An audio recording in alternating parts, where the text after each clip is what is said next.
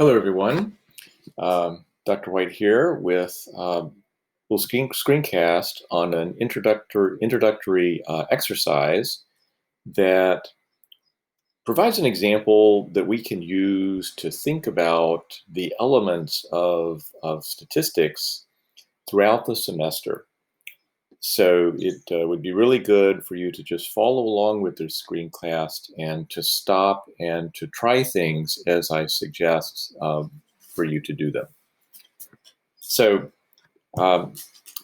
our question here is whether dolphins can communicate with each other. So as you know, animal communication is a subject that's been explored extensively over the past 50 years or so. And we've found a great deal of evidence that some of the mammalian creatures like dolphins in the ocean can communicate pretty well. I want to describe for you an early experiment conducted in the 1960s that really broke the subject open and showed in a rigorous way that dolphins can communicate with each other to some extent. So here's the scenario. This is an experiment that was dreamed up by a researcher whose first name I don't recall. His last name is Bastian. Dr. Bastian had this idea. He had access to a pool, and he also had access to two domesticated dolphins, a male and a female, named Doris and Buzz.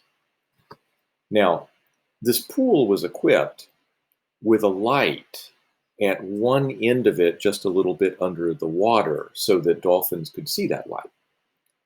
And at the other end of the pool, not under the light, actually at the other end of the pool, there were two buttons, one on the left and one on the right, and they were the kind of buttons that a dolphin could come along and push with their nose to depress.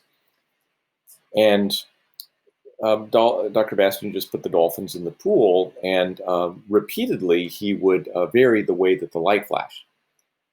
When the light would turn on and flash on and off, then if the dolphins pushed the left button, then they would get a fish treat. If they pushed the right button, they wouldn't. Now, at other times, he just turned the light on and let it shine steadily. And then, if the dolphins pushed the right button, they would get the fish treat. And if they pushed the left button, they would not.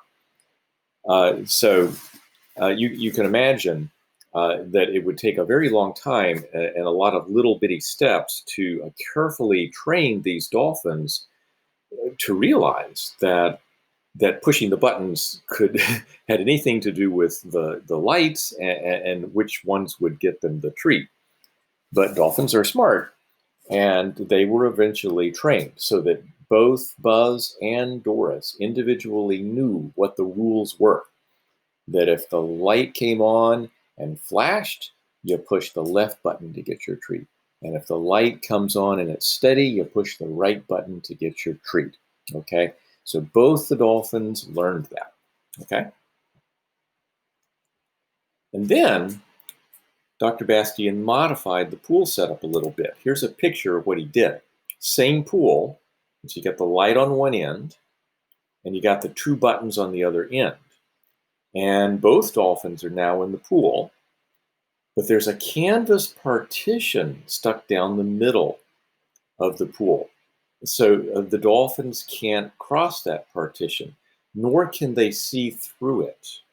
Okay? And Doris is on the side with the light. And Buzz is on the side with the buttons.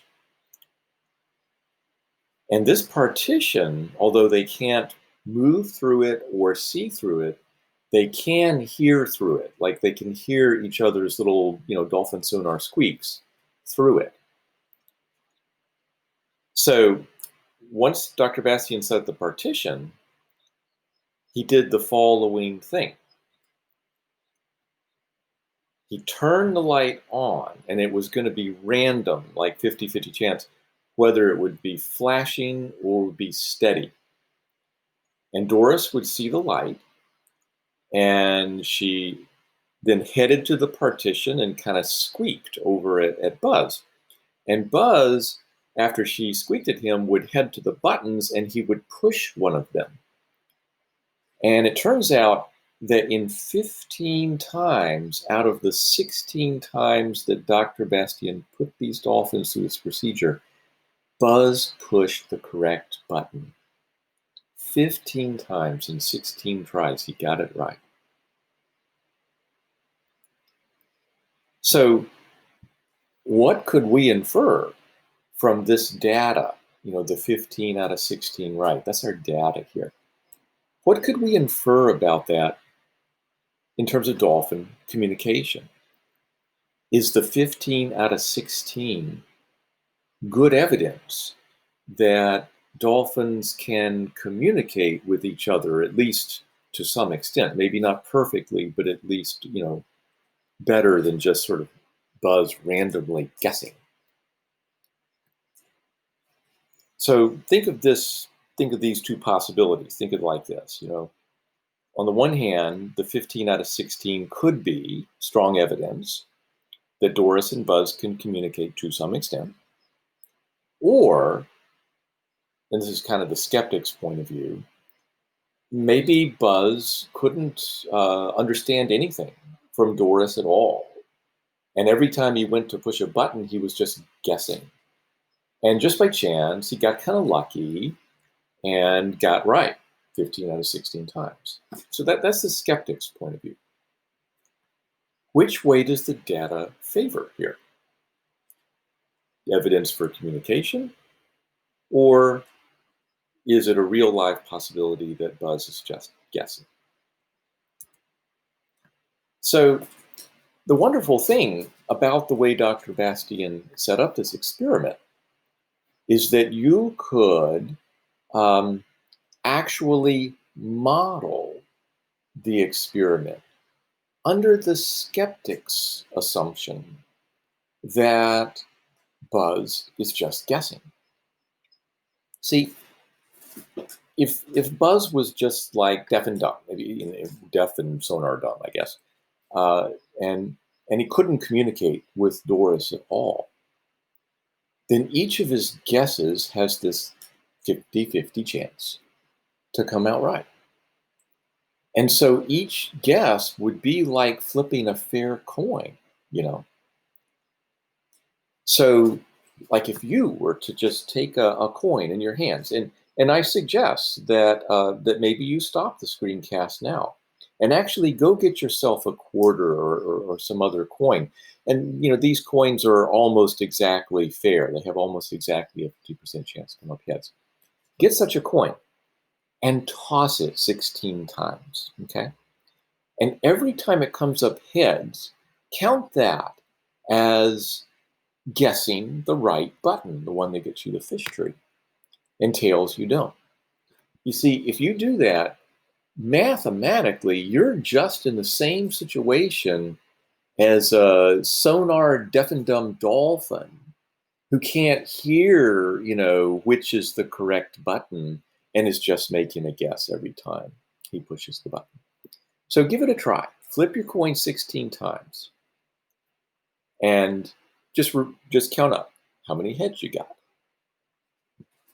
So I'll give you a moment to do that, and then we'll begin again. Okay, I hope you've had your moment. I went ahead and did it myself, and when I flipped my quarter 16 times, I got heads 10 out of the 16 times.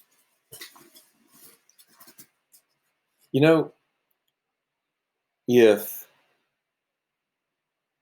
you flip a fair coin 16 times, since there's a 50% chance of heads each time, you'd expect about 50% of the flips to be heads. And 50% of 16 is 8. So you'd expect 8, give or take a little bit for chance variation in how the coin actually comes out. And I got 10 heads, and that's a little bit more than you would expect out of a fair coin, but it's not a lot more. It just feels intuitively like the kind of thing that can happen to you if you flip a fair coin 16 times.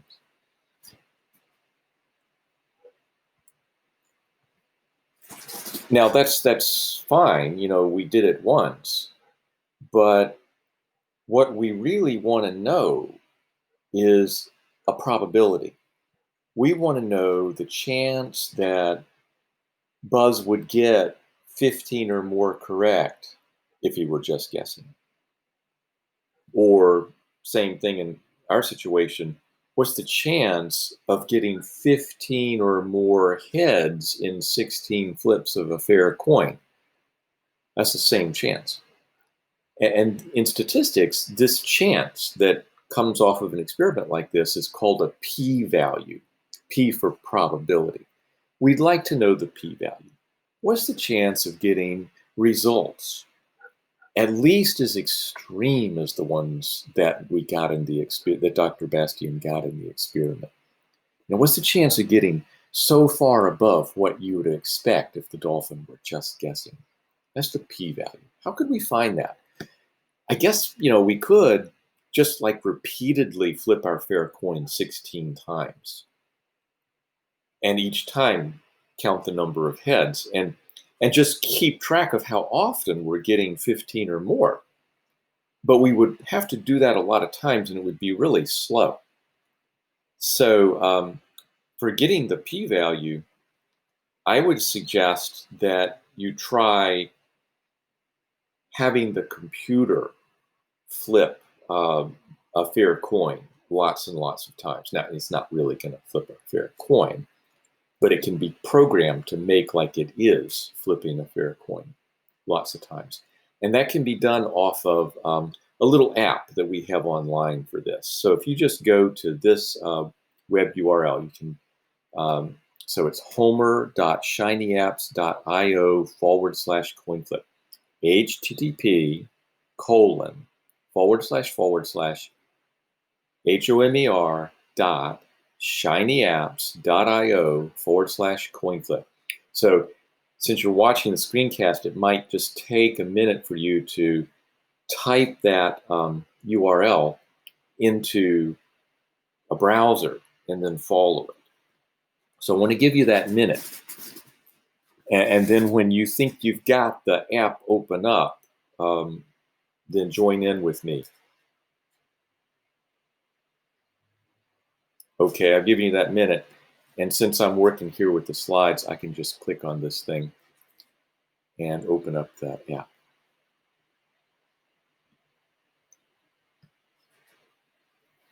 So here's the way it works.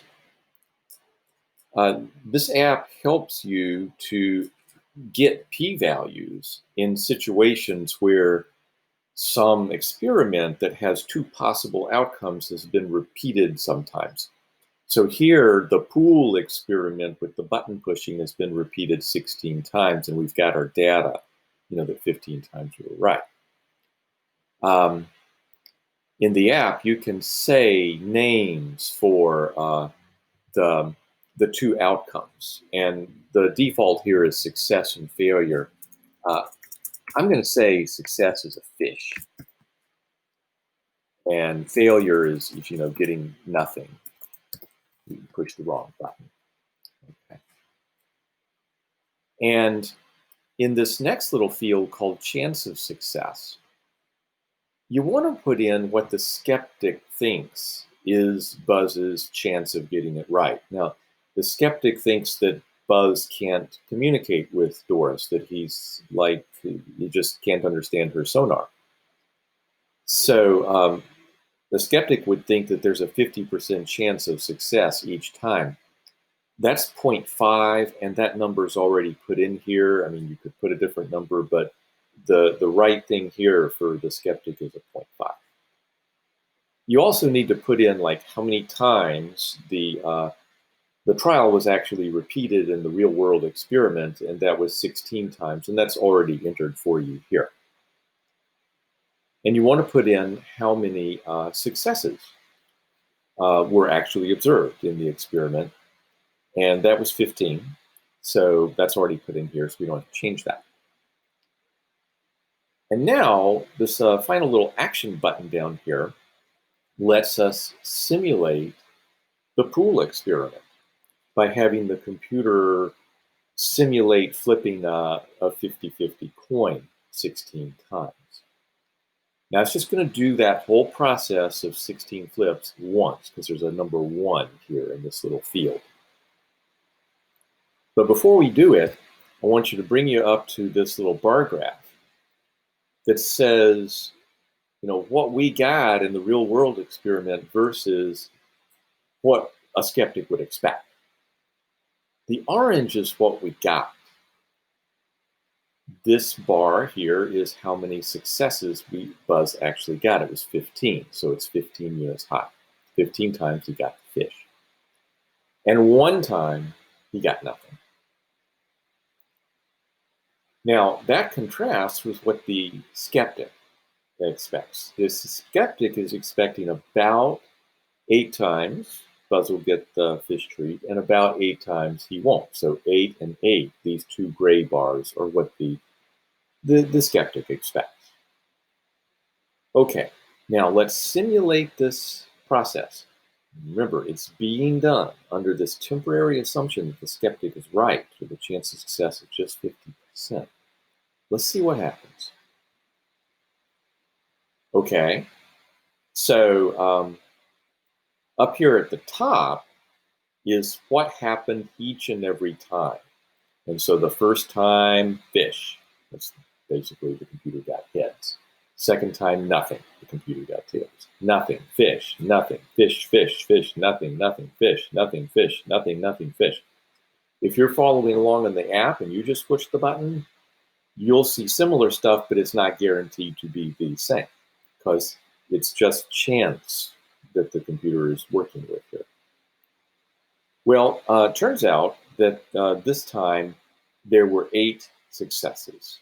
8 times we got a fish, and 8 times we did not. So we got exactly, what was expected by a skeptic.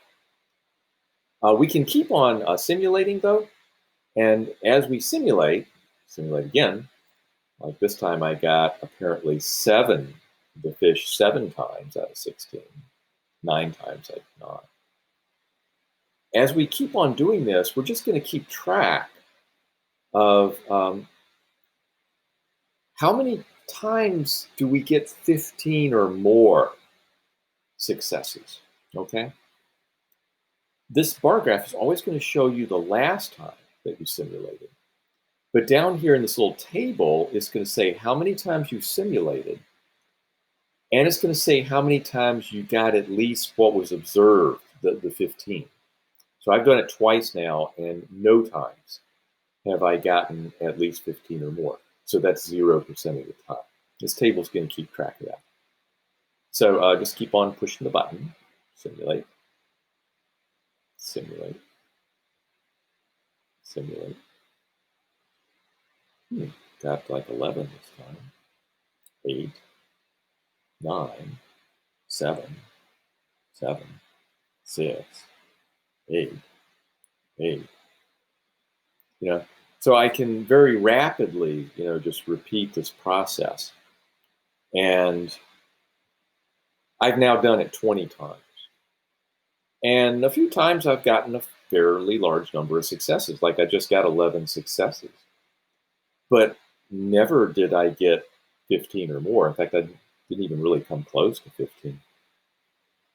Tell you what, now that we've done it like this kind of slow, why don't we go ahead and just ask for a lot of simulations at once. According to the directions here, where I'm waving my mouse, you could do this as many as 10,000 times at once. So I'm going to try that. Okay, I'm going to put a 10,000 in here. And now it's going to flip a fair coin 16 times, 10,000 times.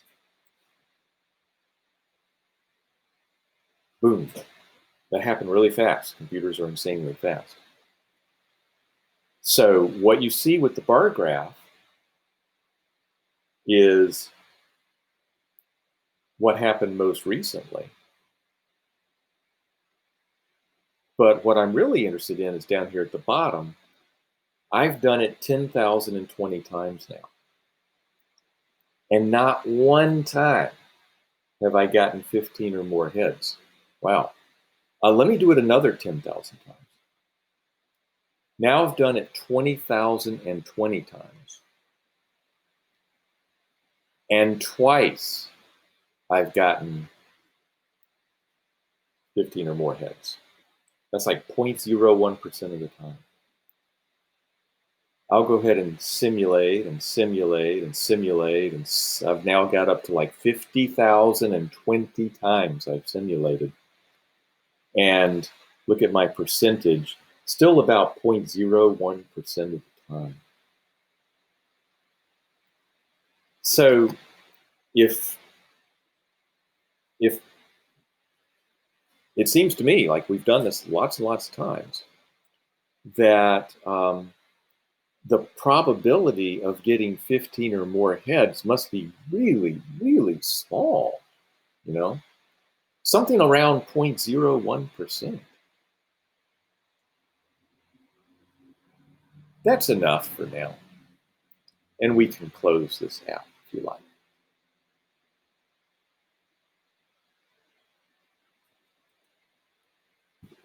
So just think back to what happened with you. You know, how many times did you simulate? And what percentage of the time did you get 15 or more heads? You know, if you did it a lot of times like I did, I pretty much bet that you got a really low percentage, you know, around 0.01 or 0.02%. And so now you can think about this. Suppose that Buzz was just guessing. What's the chance he would get 15 or more correct? You would use your results as an estimate of that chance. And so, I'm thinking about 0.01%. So based on those results, do you think we got strong evidence here that Buzz and Doris can communicate? I'd say we do. Because if a skeptic still wanted to believe that Buzz was just guessing, that he couldn't communicate with Doris, then that skeptic would have to believe that something that had a 0.01% chance of happening happened the one time that Dr. Bastian did this experiment. And that just seems crazy. It's possible, it's barely possible, but it's kind of just crazily improbable. So rather than believe that something very, very improbable happened, it seems to make more sense to me to conclude that although Buzz may not be able to perfectly hear Doris every time, understand her every time, that his chance of hearing her right, of understanding her, is better than 50%. And that would explain why he got so many right out of 16. So I should say that you don't always have to use a computer simulation to compute p-values. Sometimes we'll do that in this course, but often we don't have to because mathematicians find ways to find probabilities for us. And we'll learn later in the course that there's something called the binomial distribution that models the kind of coin flipping procedure that we have here. And we'll find that the probability of getting 15 or more heads in 16 flips of a fair coin is about 0.0026, about 0.026%. And so very small. Either way, it's such a small result that the reasonable thing here to do is to reject the skeptic's idea that Buzz is just guessing. So you'll find that this procedure we've gone through here is very typical in statistics. You think up your research question, like, can dolphins communicate? And then you carefully design a study to answer that question, like Dr. Bastian did with the pool and the dolphins and the training of the dolphins and the canvas partition and all of that. And then trying it out 16 times. And then from that study, you collect the data that accords with your study design. The data here was pretty simple. 15 out of 16 times it was right. Buzz was right. And then you would summarize your data, looking for patterns in it. At this point, the pattern is very simple to see. It's that you got 15 out of 16 right, a lot more than a skeptic would expect. But once you see that summary, then, and that's what you call your test statistic, the 15 out of 16 times right. Once you see that summary, then you ask, well, what's the chance of getting that or something more extreme if the skeptic is right? And that's called getting a p-value. Finding that chance is getting a p-value. And once you've got a p-value, then you can make a judgment about whether the skeptic's belief is reasonable or not. So in this course, we're not going to very often be able to design our own studies. Usually we'll look at data that has been collected from other studies. And we'll do our own analysis of the data, our own computation of a test statistic. We'll get a p-value one way or the other and use that p-value to make a judgment about what's going on in the underlying process that produced that data. So I hope as you go through the course that you'll think back to this experiment with Buzz and Doris. And I'll try to refer to it frequently at key points throughout the semester. Thank you for listening.